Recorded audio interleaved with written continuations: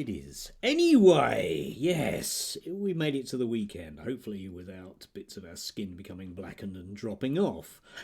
Yes, good to see that my faith has been restored in the US justice system, that someone can be convicted and then just, well, go on to be president, because that just shows how things are.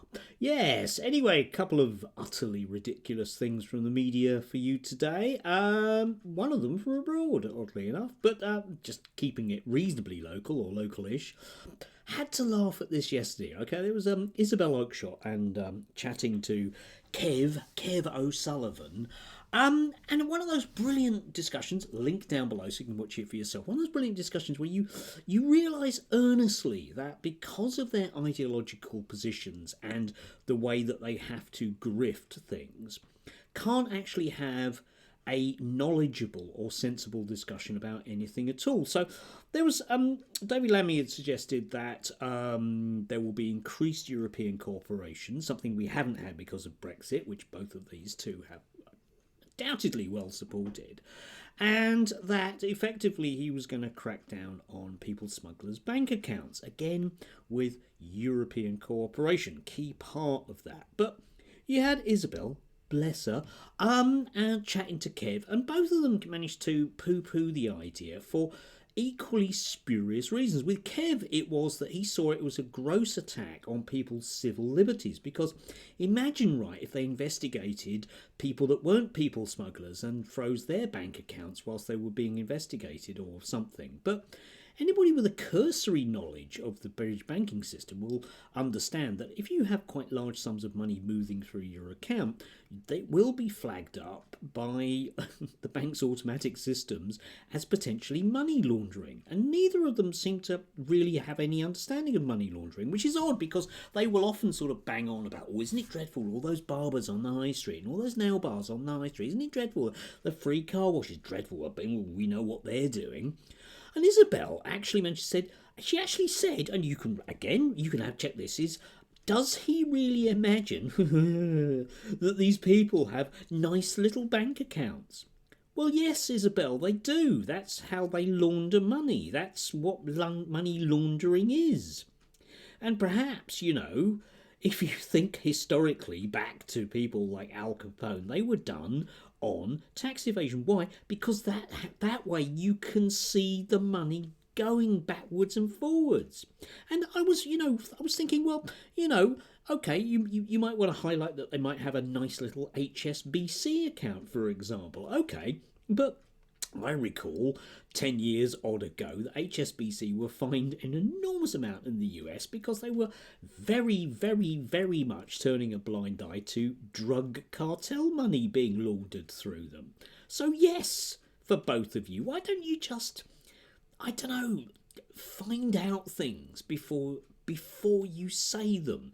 You may notice here that I actually do a bits of research and then make comments about it. If I don't know something, I'll go and look it up. But that's a total anathema to these two, because they automatically assume that their audience is just as uninformed as they are. And coming to the front, again, as ever, the sublime to the, godly, I thought we'd catch up with Enoch Burke, because I did say to you, those of you that have been following his manifest destiny as the world's most persecuted Christian, yeah, mate, you can never bang the last nail in, etc., all those jokes. But I did say to you that I did notice he'd been released over Christmas and that he would be straight back again. And did have to smile at this from yesterday. Breaking: Enoch Burke speaks outside Wilson's Hospital School. This could be over today. Yes. Enoch Burke has attended his place of work, come on to that, Wilson's Hospital School, since schools returned on January the 6th. He's been forced by the school to stand outside in freezing temperatures. Yes, he's been forced to stand outside in freezing temperatures. Awful. Imagine that, right, okay? And for those of you that haven't been following the story, very Christian, godly man, good godly man from a very good godly family who decided he didn't want to have anything to do with the school's policy that he was working for in and around trans children, so decided to dig his heels in. Was basically asked to leave, kept coming back, kept coming back, kept coming back. They got the police on him, kept coming back, went to prison. There you go, released from prison, kept coming back. You can see the problem here, okay? Yes, and he still claims magically that he's employed there. He's not, okay? If he wants to stand outside, that's entirely his choice. However, we do have words for people that hang around outside schools. Anyway, I thought it was just worthwhile, right? Okay, just diving into the longer tweet that he put up, and then doing that research thing, having a look at it, okay? So this is what he has to say, right? This issue is not merely about Enoch Burke. It really is. It's about the fact that LGBTQ plus ideology, including transgenderism, is being taught today to over 1 million students in every school across Ireland through the new SPHE curriculum. Meanwhile, the church is silent, yes.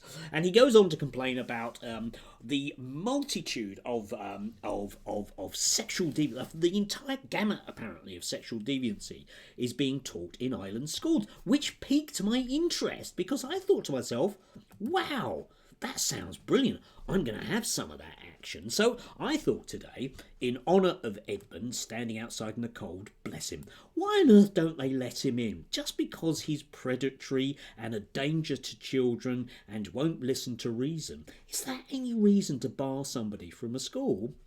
Oh yeah, it is actually, isn't it? Anyway, but yeah, it is actually worthwhile looking at the actual curriculum in terms of what we would call PHSE in relation to dear old Edmund, right? Okay, so for the older students, in terms of developing citizenship, we have such gems as recognise and explore the positive contributions made to the local community by various organisations, ethnic, social or community groups and individuals. Yes, yeah.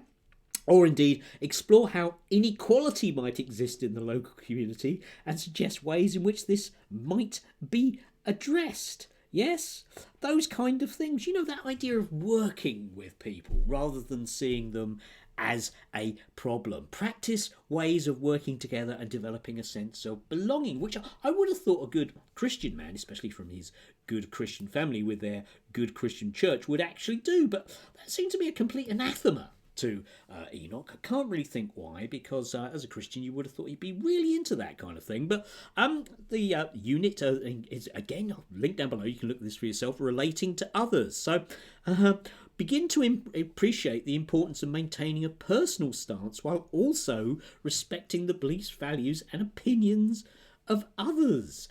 Yes. Examine the powers of persuasion, how it can be used both positively and negatively, and suggest practical ways and develop practical suggestions for dealing with pressures and influences. Yes, and there are others there, all gems which you would have thought that a teacher like Enoch would have taken on board, but perhaps the the saying is physician heal. No, it's not physicians, is it? You can't do that. But teacher, heal thyself here. But just absolutely astounding. And the various bits, the reason I'm highlighting this is because various bits of the British media, like GB News, like to point to him as a prisoner of conscience, a bit like our Tommy, you know? But again, it's this notion of something that somebody has willingly done, which then turns them into a martyr. Now, as I've pointed out before, Enoch Burke's family own a Christian-related school, and if he wanted to teach children, he could teach there. Unless, I don't know, maybe he's been disbarred and he can't, but he could certainly work in the school. That isn't the issue. He has simply decided that God speaks through him, and because of that, he's entitled to break the law. Now, for some people might see that as a principled stand, but think about if he was a Muslim bloke doing this. How would GB News or right-leaning Catholic-based news organisations in Ireland see him? Rather differently, yes. Coming back to Tommy, of course, again, is this notion of poor old Tommy, he's in solitary. Yes, he's in solitary, but I'm willing to bet top dollar that Tommy has basically asked to be in solitary because he's a bit worried that if he mixes with, that wider prison population, that they might not have been through an advanced PHSE curriculum like they do in Ireland and might feel quite antagonistic towards him. So, sorry, not really a lot of time for people that, get to stand outside in the cold, metaphorically or otherwise. It's their choice. It's Tommy's choice. It's Enoch's choice, okay? But why do we have to have it so that these people are demanding about what my choice is? It's not me that's in prison, is it? Anyway, do have a glorious day. Stay warm. It's just, I don't know, it's a duvet, isn't it? Duvet weather. That's the only thing. A hot water bottle, duvet, snuggle. Yeah. My cat's really hacked off. Yeah. And I'm hacked off because every time he goes out, I have to come to the door every 10 minutes to get him back in, knowing full well he's going to get cold tootsies. I think my cat is spoilt.